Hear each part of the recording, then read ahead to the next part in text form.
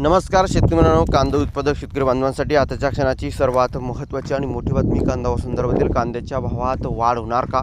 कांद्याच्या भावात वाढ झाली तर कधी झाली, किती झाली आणि कशामुळे झाली आणि एकंदरीतच या ठिकाणी बघितलं तर कशामुळे दर सध्या सुधारले आहे, आणखीन कांद्याचे भाव वाढणार का, त्या संदर्भातील महत्त्वाचे अपडेट, संपूर्ण बातमी, संपूर्ण घडामोड आपण या व्हिडिओच्या माध्यमातून जाणून घेण्याचा प्रयत्न करा। तरी महाराष्ट्रातील तमाम कांदा उत्पादक शेतकरी बांधवांनी एकच विनंती, व्हिडिओ अतिशय महत्त्वाचा व्हिडिओ जर आवडला तर नक्कीच लाईक करा। चॅनल असाल तर या ठिकाणी बघितलं तर माझ्या शेतकरी युट्यूबला सबस्क्राईब करून दोसाला लाईक म्हणजे घंटा सांगा, जेणेकरून नोटिफिकेशन तुमच्यापर्यंत सर्वात अगोदर पोहोचते। चला तर मित्रांनो, व्हिडिओला सुरुवात करतो। असू शकता कांदा दरात सुधारणा, सरासरी 3000चा टप्पा पार, कशामुळे दर सुधारले?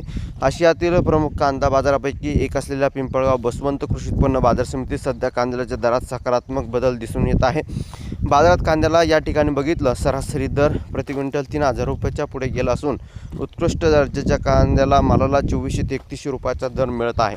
एकंदरीतच ही परिस्थिती आहे। एकंदरीतच अशा प्रकारचे मार्केट सध्या चालू आहे आणि या ठिकाणी 2 पैसे शेतकऱ्यांना मिळालं पाहिजे अशी शेतकऱ्यांची कायम अपेक्षा असतेच, परंतु या ठिकाणी सरकार वारंवार शेतकरी विरोधी निर्णय घेऊन कवडीमोल कांद्याचे भाव कसे होईल हे करण्याचा प्रयत्न हे सरकार करतं आहे।